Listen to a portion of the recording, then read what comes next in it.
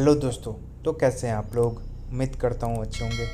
भूतिया जंगल की चुड़ैल पार्ट 4 में आपने सुना, सिराज अपने दोस्त के पार्टी में जाता है।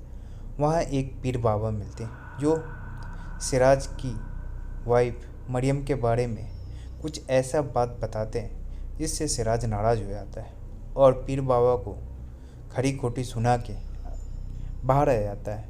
उसका दोस्त उसे रोकना चाहता है लेकिन वो रुकता नहीं। उससे भी नाराज़ होके वो निकल जाता है गाड़ी लेके।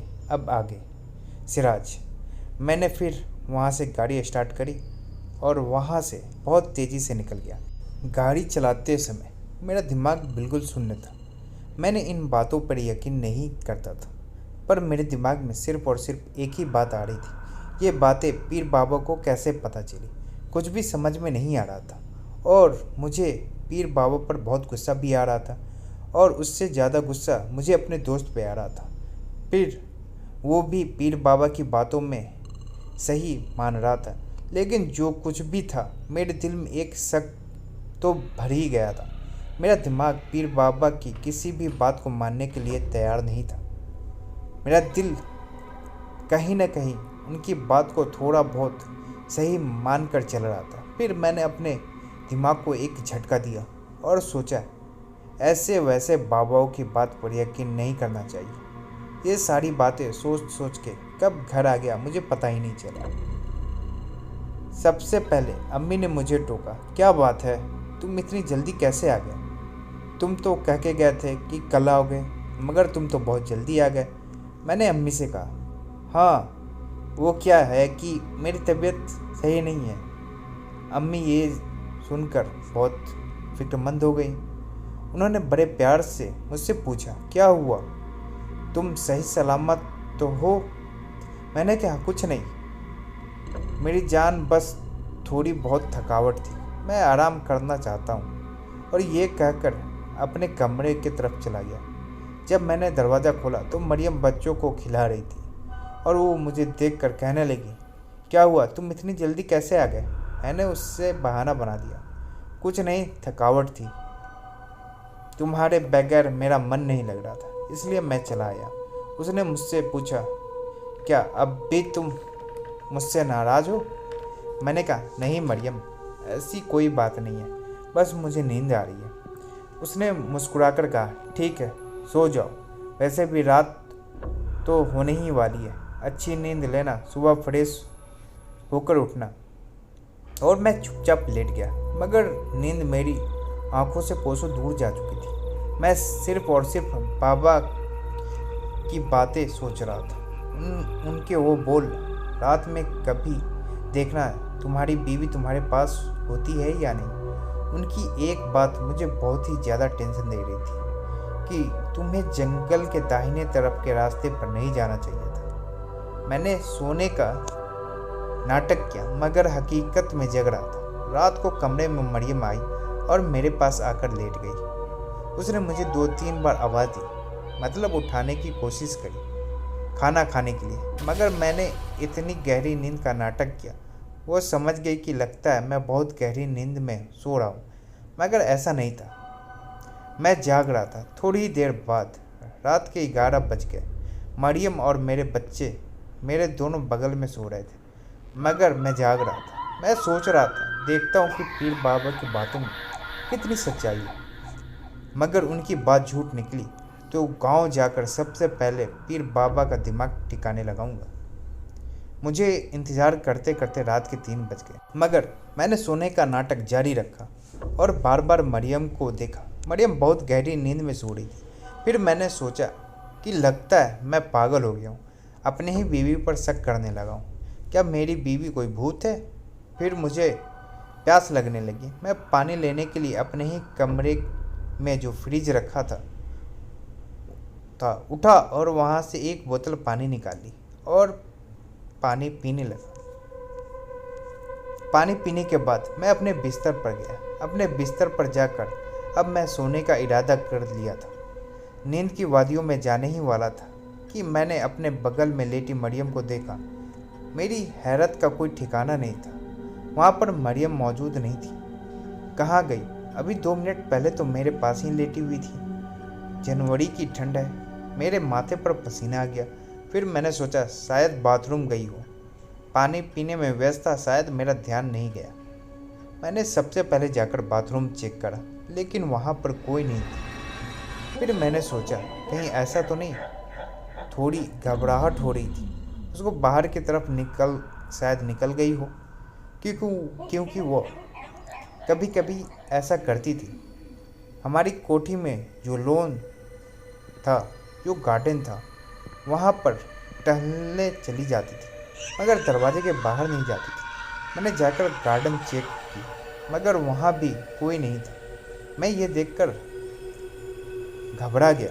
एक एक कर मैंने सारे कमरे चेक किए, मगर मरियम की कोई नामो निशानी मौजूद नहीं थी।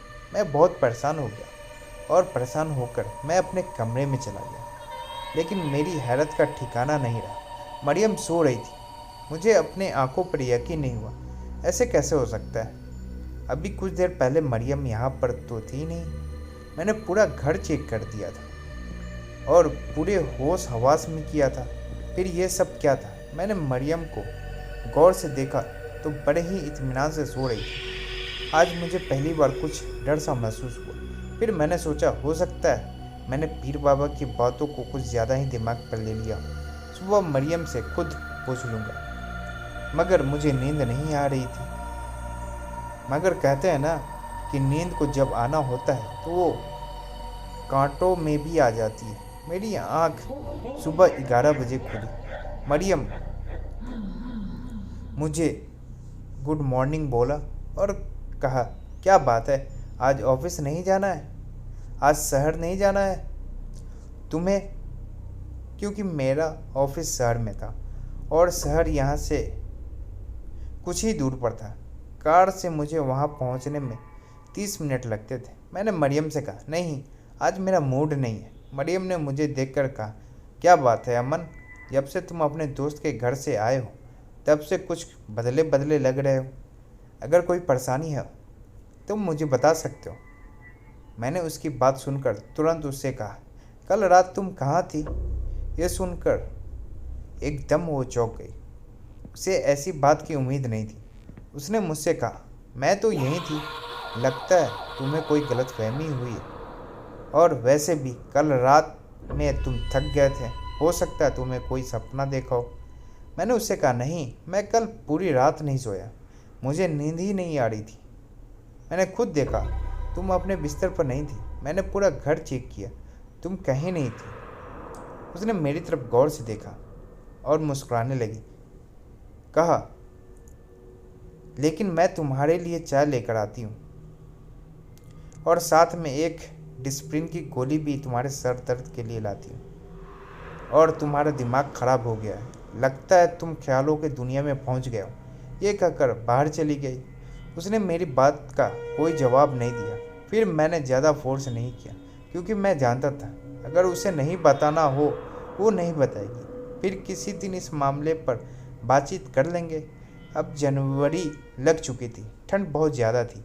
एक दिन जब मैं ऑफिस से घर आया तो मैंने देखा अम्मी और मरियम में किसी बात को लेकर झगड़ा हो रहा था। मैंने जाकर झगड़ा शांत कराया और पूछा, क्या बात है? मेरी माँ ने मुझसे कहा, अपनी बीवी से पूछो, सर्दी बहुत ज़्यादा है और ये बच्चों को स्वेटर नहीं पहना रही, और आज इसने इतनी ठंड में उन बच्चों को ठंडे पानी से नहला दिया। ये सुनकर मुझे बहुत ही ज़्यादा गुस्सा आ गया। बच्चे बीमार पड़ सकते थे। मैंने मरियम से कहा, यह क्या हरकत है? तुम्हारी इस कड़ाके की ठंड में लोग गर्म पानी से नहाते हैं और तुमने मेरे बच्चों को ठंडे पानी से नहला दिया। तुम्हें पता है तुम्हारी इस हरकत से उनको निमोनिया हो सकता है, वो बहुत बीमार पड़ सकते हैं। मेरी बात सुनकर मरियम ने कहा कि मेरे बच्चे को कुछ नहीं होगा। हाँ, अगर इसे गर्म पानी से नहलाया तो ये ज़रूर बीमार पड़ जाएंगे। उन्हें सर्दी नहीं लगती। जब मैंने बच्चों को देखा वो सिर्फ हल्के फुल्के कपड़े पहने हुए थे, जैसे कि मई जून की गर्मी में पहनते। ये देखकर मुझे और ज़्यादा गुस्सा आ गया। मैंने मरियम से कहा, इससे पहले कि मेरा गुस्सा 7वें आसमान पे पहुंच जाए, तुम इसी वक्त इन बच्चों को गर्म कपड़े पहनाओ और कंबल में रखो। मैं डॉक्टर को फ़ोन करता हूँ। मरियम ने मुझसे बहुत कहा मगर मैं उसकी बात नहीं माना। बच्चों को गर्म कपड़े पहना दिए मगर यहाँ मामला उल्टा हो गया। बच्चे हल्के फुल्के कपड़े पहने हुए थे तब वो खेल रहे थे मगर जैसे ही उन्हें गर्म कपड़े पहनाए वो बुरी तरह रोने लगे। मैंने उन्हें चुप कराने की बहुत कोशिश की मगर वो चुप नहीं हुए। मरियम ने मुझसे कहा मेरी बात मानी, ये मेरे बच्चे हैं, मैं इनका मिजाज जानती हूँ। ये कहकर उसने बच्चों को स्वेटर उतार दी। वो बच्चे बिल्कुल खामोश हो गए। मेरी हैरत का ठिकाना नहीं रहा। इतने में अब्बा पड़ोस के डॉक्टर को बुलाकर ले आए। डॉक्टर ने बच्चों को चेक किया और मुझे आकर कहा एवरीथिंग इज़ ओके, आपके बच्चे बिल्कुल फिट हैं। डॉक्टर ने भी मुझसे कहा कि इनको गर्म कपड़े पहना दीजिए, हो सकता है सर्दी लग जाए। डॉक्टर कहकर चले गए। मैं चुपचाप हैरत से सब कुछ देख रहा था। ये सारी बातें मेरे समझ से बाहर थी। मैं चुपचाप बाहर जाकर गार्डन में बैठ गया और सारी बातों पर गौर करने लगा। कुछ समझ नहीं आ रहा था। फिर मैं चुपचाप जाकर अपने कमरे में बैठ गया। 3 साल कब गुजर गए पता ही नहीं चला। इसी बीच मैं और ज़्यादा तरक्की कर ली थी। अब मैं बहुत ज़्यादा मसरूफ़ रहने लगा था मगर मैंने एक बार नोट की थी मेरे बच्चे दूसरों के बच्चों के मुताबिक बहुत जल्दी बड़े हो रहे थे। मतलब एक बच्चा मेरा 3 साल का था मगर वो 8 साल का लगता था। शुरू पर तो मैंने गौर नहीं किया। ये सोचा कि अच्छे परवरिश का नतीजा है, गांव के ताज़ी हवा। मगर इससे भी अजीब बात मेरे लिए ये थी कि मेरे बच्चे गांव के बच्चों के साथ नहीं खेलते थे। ना तो उनके कोई दोस्त बने थे ना स्कूल में उनके दोस्त बने थे। सबने यही कहा कि तुम्हारे बच्चे बहुत चुप रहते हैं। एक बार तो हद हो गई। मैंने एक गांव के पड़ोस के बच्चे से कहा कि तुम मेरे बच्चों के साथ क्यों नहीं खेलते। उसने कहा कि हमें दोनों भाइयों से डर लगता है, मतलब मेरे दोनों बच्चों। मैंने पूछा क्यों। उसने कुछ जवाब नहीं दिया, बस इतना कहा कि बस लगता है वो कुछ अजीब है। मैंने पूछा कैसे। मैंने उसे अपने पास बुलाया और उसे कहा डरो मत, मुझे पूरी बात बताओ, क्या वो स्कूल में कोई शैतानी तो नहीं करता। उसने मुझसे कहा कि अगर कोई बच्चा तुम्हारे बच्चों का मजाक उड़ाता है तो उसके साथ कुछ न कुछ बुरा होता है, इसलिए हमारे घर वालों ने आपके बच्चों के साथ खेलने के लिए मना किया है। ये सुनकर मैं बहुत परेशान हो गया और चुपचाप वहाँ से वापस चला आया। फिर मैंने सारी की सारी पिछली घटनाओं पर गौर करना शुरू किया। सोचते सोचते मैं इस निष्कर्ष पे पहुँचा कुछ तो गलत है जो मेरे समझ में नहीं आ रहा। फिर मैंने एक फ़ैसला किया कि मैं पीर बाबा से जाकर मिलता हूँ। सच बात तो यह है, अब मैं इस बात के तह तक जाना चाहता था। मरियम का व्यवहार भी कुछ अलग होता जा रहा था और सबसे ज़्यादा हैरानी की बात यह थी कि मरियम घर से बाहर नहीं निकलती थी। अब तो गांव वाले भी दबी जुबान में बोलने लगे थे कि सिराज की बीवी बहुत घमंडी औरत है। अब मैं सारी बातों की तह तक जाना चाहता था और मैंने फैसला कर लिया कि मैं आज ही पीर बाबा से मिलूंगा। और फिर ये सोचकर मैं अपने दोस्त से मिलने चला गया। मेरा दोस्त घर पर ही था। वो मुझे देखकर चौंक गया। मैंने अपने दोस्त से जाते कहा मुझे पीर बाबा से मिलना है। वो मुझे देखकर हैरान और परेशान हो गया। उसने मुझसे कहा क्या बात है सिराज, तुम पहले इधर बैठो, आराम से बात करते हैं। फिर उसने मुझसे पूछा बोलो क्या बात है। मैंने कहा कि मुझे पीर बाबा से मिलना है, अभी और इसी वक्त। कहाँ मिलेंगे। वो मेरी बात सुनकर खामोश हो गया। उसने कहा कि तुम तो पीर बाबा पर यकीन नहीं करते थे। मैंने कहा हाँ सही बात है, पहले यकीन नहीं करता था लेकिन अब कुछ हालात ऐसे बन रहे हैं कि मुझे उनकी बात पर थोड़ा थोड़ा यकीन हो रहा है। मुझे ऐसा महसूस हो रहा है कि जैसे कुछ गलत हुआ है। वो बोला ठीक है, शाम के वक्त वो अपने घर पे मिलेंगे। अभी तो वो दरगाह में होंगे, उनके घर पर चलकर उनसे बात करते हैं। तब तक तुम बताओ क्या लोगे, चाय या कॉफ़ी। मैंने कहा नहीं, मेरा मूड नहीं है। और वाकई मेरा कुछ भी पीने और खाने का मूड नहीं था। शाम के वक्त हम दोनों पीर बाबा के घर गए।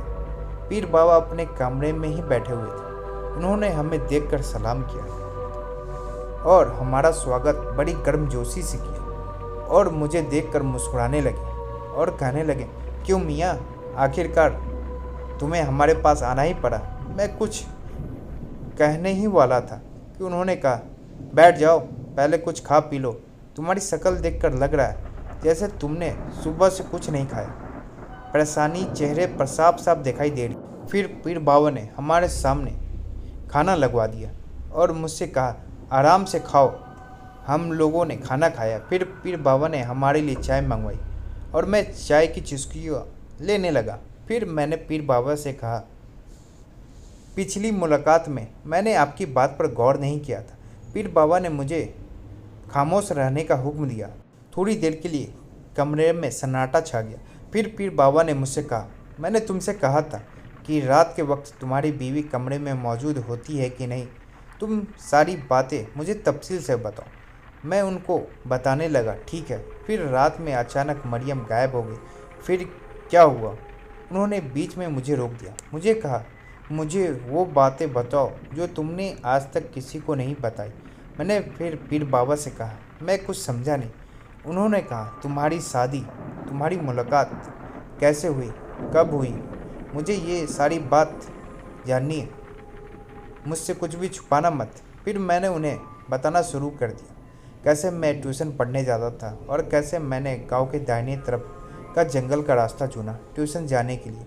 मेरे साथ क्या क्या हुआ, मेरी मुलाकात मरियम से कैसे हुई, लेके अंत तक जो कुछ भी था मैंने सारी बात बता दी। पीर बाबा मेरी बात बहुत ही गौर से सुन रहे थे। उन्होंने मुझे कहा, तुमने हर बार मुझे एक बात बताई जो मैंने नोटिस की कि तुम कभी भी मरियम के घर गए, वहाँ पर तुम्हें एक बिल्ली दिखाई दी। मैंने पीर बाबा से कहा, हाँ पीर बाबा। मुझे कहा, तुम ये सब देखकर कुछ उस वक्त तुम्हें अजीब नहीं लगा था? मैंने पीर बाबा से कहा, शुरू में तो लगता था, मगर मैं इन चीज़ों पर यकीन नहीं करता था। फिर पीर बाबा ने मुझे कहा, अब क्यों यकीन करते हो? मैंने पीर बाबा से कहा, उसके पीछे एक वजह है। मेरे बच्चे और बच्चों के मुताबिक बहुत तेज़ी से बढ़ रहे हैं। पहले मैं गौर नहीं किया था, लेकिन अब यकीन हो गया कि ये सिर्फ एक संयोग नहीं है। ज़रूर इसके पीछे कोई ना कोई राज छुपा हुआ है और मरियम तो पहले से ही शर्त रखी हुई है कि वो मुझे कुछ भी नहीं बताएगी। ना मैं उससे कुछ पूछ सकता हूँ। मैंने कभी भी पूछने की कोशिश की, या तो वो गुस्सा हो गए या उसने बात टाल दी। मगर पीर बाबा, उसकी मोहब्बत में मुझसे कोई भी कमी नहीं आई।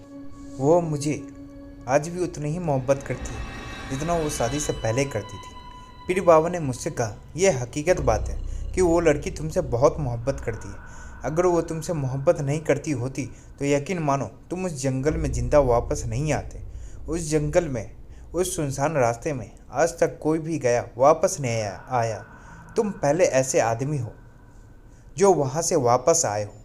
ऐसी बात नहीं है गवर्नमेंट ने वहाँ पर कभी भी कुछ बनवाने की कोशिश की तो कुछ न कुछ हादसा हो गया, इसीलिए कोई भी गांव वाला या शहर वाला वहाँ पर नहीं जाता। इसीलिए वहाँ पर कोई शक नहीं है कि खेतों और जंगलों के अलावा और वीरानी के अलावा कुछ भी नहीं है। तुमने ये बात कभी नहीं सोची कि उस जंगल में सालों साल से कोई भी आदमी भटकता न हो, ना आदमी ना आदम जात। वहाँ पर ये लड़की क्या कर रही थी? क्या कोई इंसान है या फिर कोई और?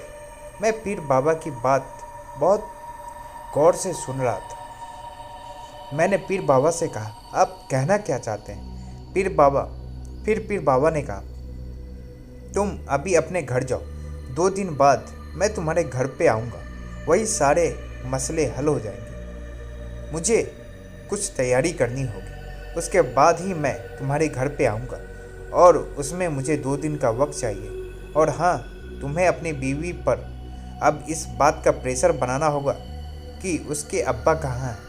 अगर उसके अब्बा वाकई हैं तो आज तक उन्हें उसे ढूंढने की कोशिश क्यों नहीं की। अब तुम जा सकते हो। मैं ये सारी बातें सुनकर घर आ गया। घर पर जाकर मैंने देखा कि मरियम और अम्मा में फिर से किसी बात को लेकर झगड़ा हो रहा था। सर्द का वक्त था। मरियम ने उन्हें बारीक कपड़े पहना रखे थे। मैंने घर पर आकर मरियम से कहा, तुम लोग आपस में क्यों झगड़ रहे हो? अम्मा ने मुझसे कहा, आज तो हद पार हो गई। सिराज, ये लड़की मेरी बात मानती ही नहीं। मैंने मरियम से कहा, क्या प्रॉब्लम है? मेरी अम्मा जो कह रही है वो कर दो। मरियम ने मुझसे कहा, ये मेरे बच्चे हैं सिराज, मैं इनका मिजाज जानती हूँ। ये सुनकर अम्मा का गुस्सा सातवें आसमान पर पहुँच गया। उन्होंने मुझसे कहा, कल तेरे अब्बा उसी गांव गए थे जिस गांव से मरियम आई है, और इत्तेफाक से उसी गांव का चौधरी से मुलाकात हो गया। तेरे अब्बा ने थोड़ी बहुत पूछताछ की मरियम के साथ हुए हादसे के बारे में, मगर उस गांव में ऐसा कोई हादसा नहीं हुआ था। सच बता बेटा, ये लड़की कौन है, किस खानदान से है? गांव के चौधरी ने साफ साफ मना कर दिया। न तो यहाँ पर मरियम नाम की कोई लड़की रहती और न उसका कोई भाई और न उसकी कोई माँ बाप। तूने तो कहा था इस लड़की की जान खतरे में है, इसके माँ बाप को मार दिया गया है। हमने सारे गांव वाले से पूछा, सब ने इस बात से इनकार कर दिया। ऐसा हादसा इस गांव में कभी हुआ ही नहीं। तुमने मुझसे झूठ क्यों बोला? कौन है ये लड़की? ये सुनकर मैं दंग रह गया। मेरे दिमाग में भी ये बात कभी नहीं आई थी कि ऐसा भी हो सकता है। जो झूठ मैंने अम्मा और अब्बू से बोला था वो कभी पकड़ा भी जा सकता है। ये सुनकर मेरे माथे पर पसीना आ गया। मैंने अम्मा से कहा, तुम थोड़ी देर के लिए खामोश हो जाओ, मैं तुमसे बाद में सारी बात बताऊंगा। ये सारी बात सुनकर मरियम रोने लगी और रोते हुए कमरे में चली गई। मैं मरियम के पास गया और मैंने मरियम से कहा, मरियम, यकीन मानो तुमसे आज भी उतनी ही मोहब्बत करता हूँ। ये सुनकर मरियम मुझसे बुरी तरह लिपट गई और फूट फूट कर रोने लगी। मैंने उससे कहा, अब छुपाने से कोई भी फ़ायदा नहीं। मरियम, मुझे बताओ तुम्हारे अब्बा कहाँ हैं? अब मैं घर वालों से झूठ नहीं बोल सकता, मुझे उन्हें सच बताना ही पड़ेगा। ये सुनकर मरियम ने मुझसे कहा, तुम मेरे अब्बा को नहीं जानते सिराज, वो हमारी शादी को कभी नहीं मानेंगे। मैंने उससे कहा, तुम वो मेरे पे छोड़ दो, मैं तुम्हारे अब्बा को मना लूँगा। यह सुनकर वो रोने लगी और नाराज़ नज़रों से मुझे देखने लगी। उसने कहा, तुम नहीं जानते सिराज, मैं आज तक घर से बाहर नहीं निकली तो उसकी वजह सिर्फ और सिर्फ मेरे अब्बा हैं। मैंने मरियम से कहा, अब हम कर भी क्या सकते हैं?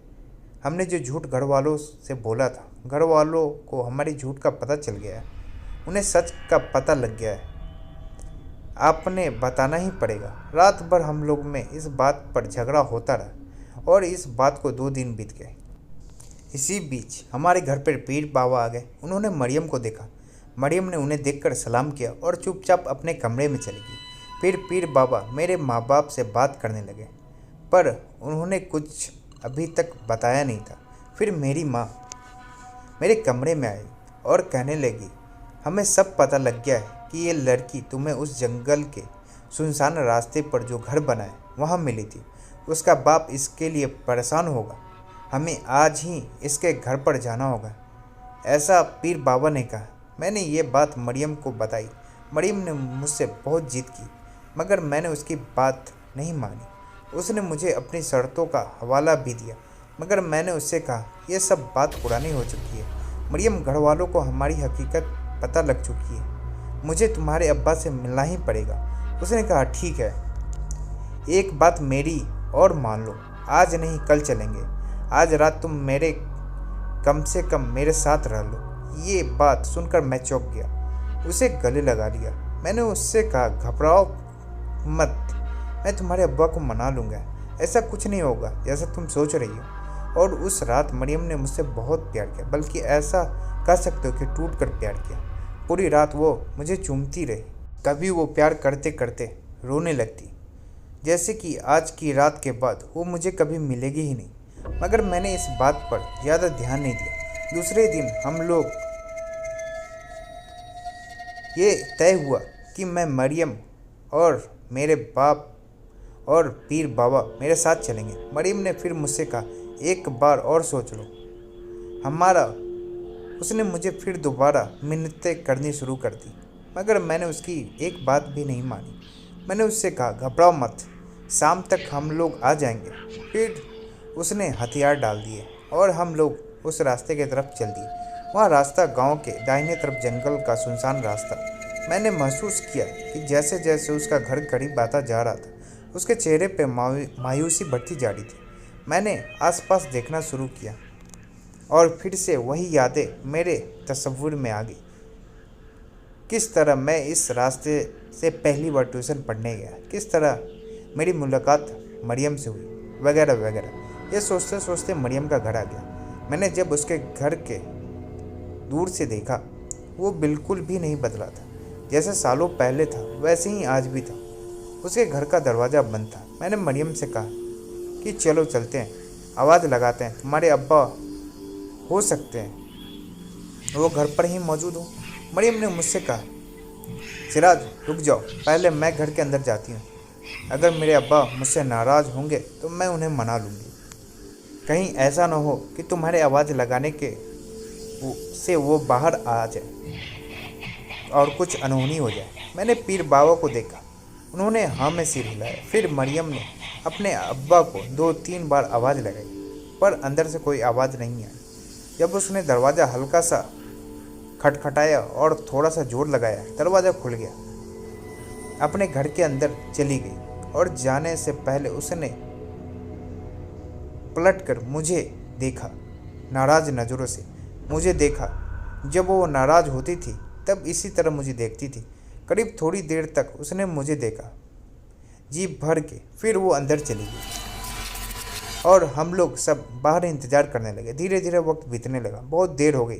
फिर मैंने मरियम को आवाज़ लगाना शुरू कर दिया, मगर अंदर से कोई आवाज़ नहीं आई। इतने में पीर बाबा ने मुझसे कहा कि अंदर से कोई आवाज़ नहीं आएगी सिराज, क्योंकि अंदर कोई है ही नहीं, अंदर कोई रहता है ही नहीं। मुझे फिर बाबा की बात सुनकर गुस्सा आ गया। मैंने कहा, ऐसा कैसे हो सकता है? पीर बाबा ने कहा, अगर यकीन नहीं होता तो थोड़ी देर और इंतज़ार कर लो। और इंतज़ार करते करते पूरे 3 घंटे बीत गए थे। मुझसे सब्र नहीं हुआ। मैंने कहा कि बस बहुत हुआ, मैं अंदर जाकर देखने वाला हूँ, कहीं ऐसा तो नहीं उसके अब्बा ने उसे कमरे में ही कहीं बंद कर दिया हो। अंदर जाकर मैंने देखा, वो घर नहीं, पूरी एक हवेली थी। इतने में पीर बाबा भी अंदर आ गए और मुझे देखकर पीर बाबा ने कहा, मैं भी तुम्हारे साथ चलूँगा। और हम और पीर बाबा घर के अंदर थे। हमने घर के अंदर का एक एक कोना छाना, मगर वहाँ किसी का भी वजूद नहीं मिला। सर्दी में मुझे पसीना आने लगा। ऐसे कैसे हो सकता था? मरियम गायब कैसे हो सकती थी? अचानक वो कहाँ चली गई? मैंने पीर बाबा से कहा, दोबारा चेक करते हैं। फिर हमने दोबारा चेक किया घर का। हमने ऐसा कोई भी कोना नहीं छोड़ा। हर जगह में हम लोगों ने देखा, मगर मरियम कहीं भी नहीं मिले। न उसके अब्बा का कोई नामो निशान था और ना ही घर में कोई सामान था। वहाँ सन्नाटे और वीरानी के अलावा कुछ भी नहीं था।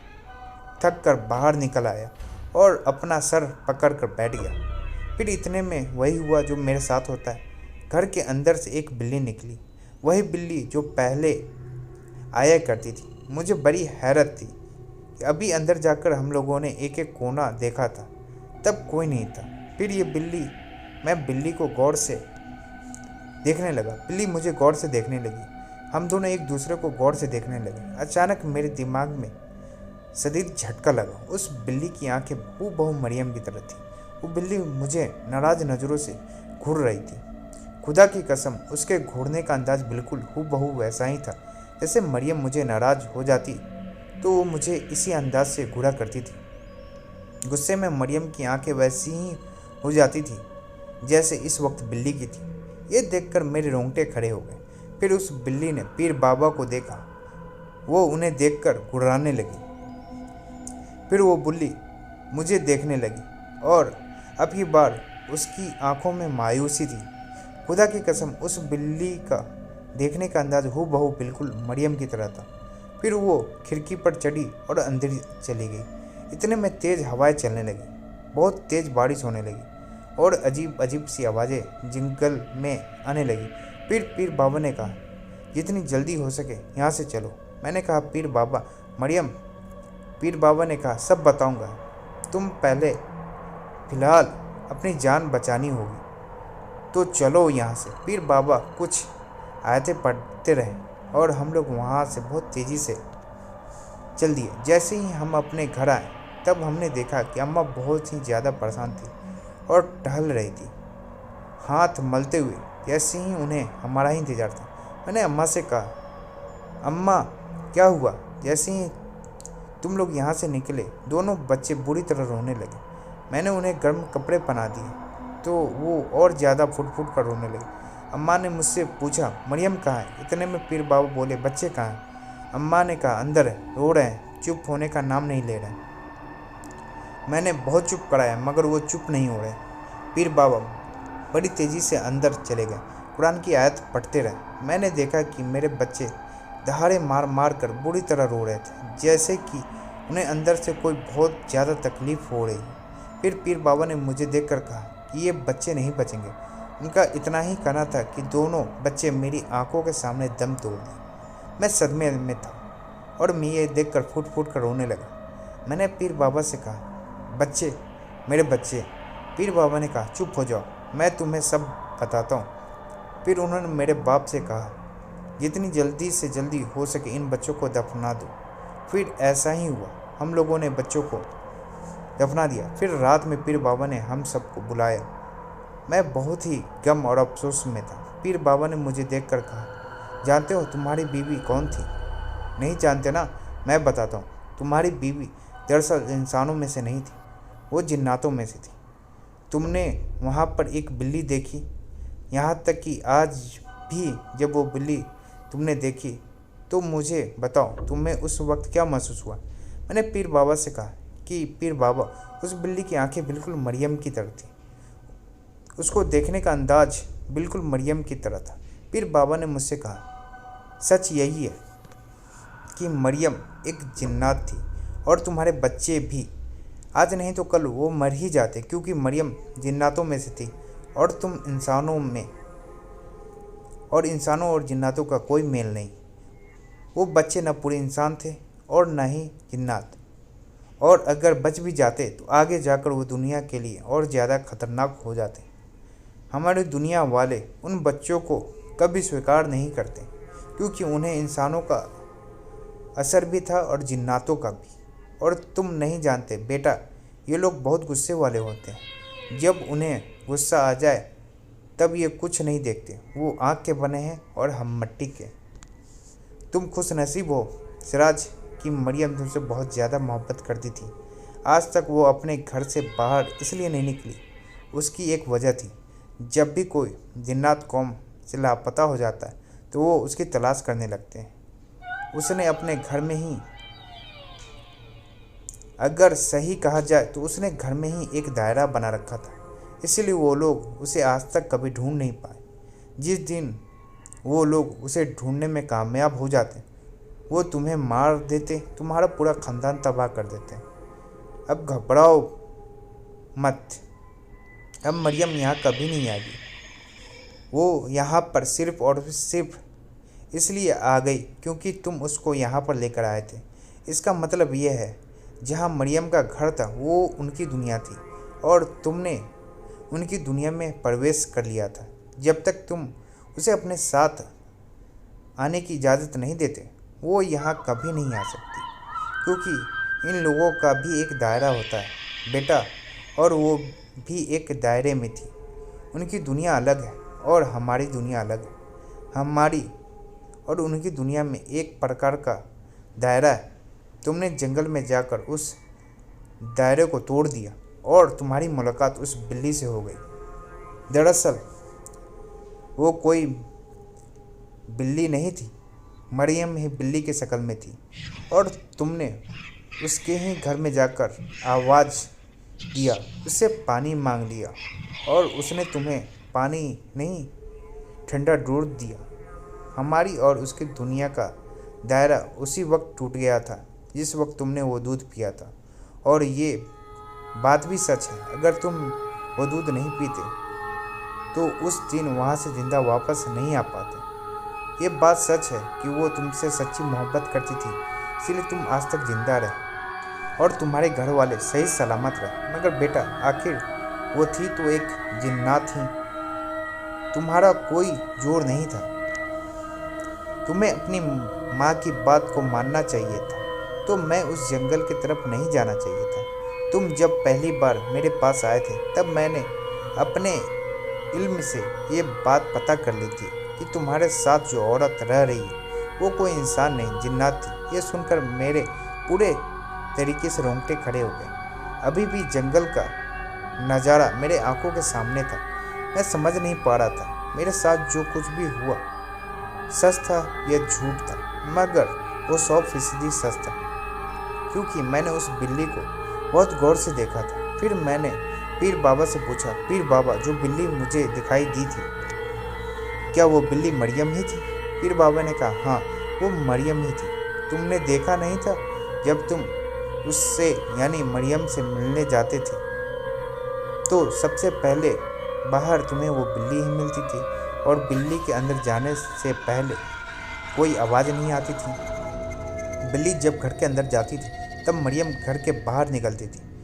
इन लोगों को अल्लाह ताला ने ताकत दे रखी, ये किसी के भी शक्ल में आ सकते हैं, जानवर के भी, इंसान के भी, मगर इनकी दुनिया और हमारी दुनिया अलग है। तुम बस एक बात अपने दिमाग में बैठा लो, हम लोग इंसान हैं, हमारी दुनिया अलग है, उनकी दुनिया अलग है। हमारे और उनके दरमियान एक दायरा है, और जब यह दायरा टूटता है तो कुछ न कुछ गलत होता है। पीर बाबा ने कहा, अल्लाह का शुक्र अदा करो, तुम्हारी जान बच गई। ये रिश्ता कुछ वक्त तो तुम्हें एक अच्छा एहसास देता, मगर आगे जाकर तुम्हारे लिए बहुत बहुत मुश्किलें खड़ी कर देता। मैंने पीर बाबा से पूछा कि वो कैसे? पीर बाबा ने कहा, बेटा, जिन्नात की उम्र बहुत लंबी होती है, उनकी उम्र 800 साल, 900 साल और 1000 तक और इससे ज़्यादा भी होती है, और इंसान की उम्र 90 या 100 साल तक।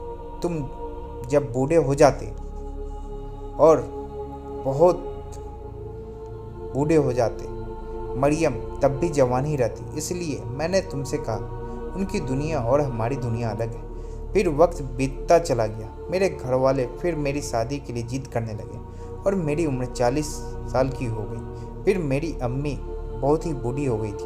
उन्होंने मुझे अपने पास बुलाया और कहा कि बेटा, जो कुछ भी हुआ वो तेरी तकदीर में लिखा हुआ था, उसको भूल जा और दूसरी शादी कर ले।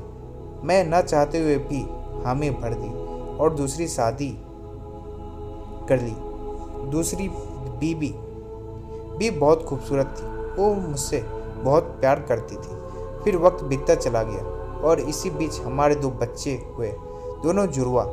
आज मेरी शादी को 5 साल हो गए। मैं अपनी बीवी से कुछ भी नहीं छुपाया। मेरे साथ जो कुछ भी हुआ मैंने सारी हकीकत बयान कर दी, क्योंकि अब मैं किसी को धोखा नहीं देना चाहता था और किसी को धोखे में नहीं रखना चाहता था, और जिसके साथ मुझे ज़िंदगी बितानी थी उसके साथ तो बिल्कुल भी नहीं। शादी से पहले मैंने सारी बात अपनी बीवी को बता दी थी और पूछ लिया था कि ये सारी बातें सुनने के बाद अगर तुम मुझसे शादी करने के लिए तैयार हो तो ठीक है। मेरी बीवी ने मेरी सारी बात मान ली थी। उसने यही कहा था, तुमसे जो कुछ भी हुआ अनजाने में हुआ, तुम्हारी कोई गलती नहीं थी। मेरी बीवी को मेरी सारी हकीकत मालूम है। कभी कभी उसी अंदाज में मुझे देखती है, मुझे डराने के लिए, और मैं किसी बच्चे की तरह कांप जाता हूँ। आज भी मुझे सुनसान जगह पर जाने से डर लगता है, और सबसे ज़्यादा डर लगता है मुझे किसी काली बिल्ली से। अगर मैं अंदर ही अंदर एक बात आज भी सोचता हूँ, आज भी मेरे दिल में कोने में डर है और मोहब्बत भी है। वो जिन्नात थी या कुछ और, पर वो मेरी पहली मोहब्बत थी। सही मायनों में अंदर ही अंदर मेरे दिल में आज भी उसके लिए मोहब्बत है। पीर बाबा ने मुझसे कहा था, अब वो मेरे सामने कभी नहीं आएगी, क्योंकि वो अपनी दुनिया में चली गई जहाँ से वो आई थी। साथ में मुझसे ये भी कहा था अब वो मेरे सामने कभी नहीं आएगी, क्योंकि वो अपने दुनिया में जहाँ से आई थी वहाँ चलेगी। साथ में मुझसे ये भी कहा था कि अब कभी वो भूल के उस गांव के दाहिने तरफ के रास्ते से जंगल की तरफ मत जाना। काश मैं अपनी माँ की बात मान लेता और मेरी माँ ने मुझसे कहा था कि बेटा, गांव के दाहिनी तरफ जो रास्ता जाता है जंगल का, उस रास्ते पे कभी मत जाना। तो आपको ये कहानी कैसी लगी? अगर अच्छी लगी हो तो लाइक, कमेंट एंड सब्सक्राइब करना न भूलें।